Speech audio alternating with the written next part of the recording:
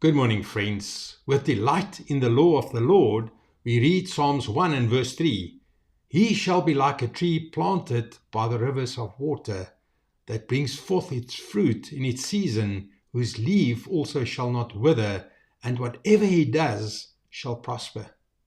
Please pray with me.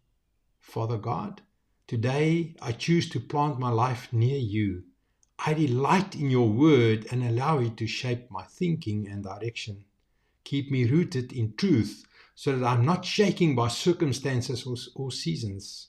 Nourish my soul, strengthen my faith, and cause fruit to grow in its proper time. I trust that growth may be unseen for a season, yet you are faithfully at work beneath the surface. I declare that my life will be stable, fruitful, and enduring as I remain rooted in you. I choose depth over haste and faith over impatience today.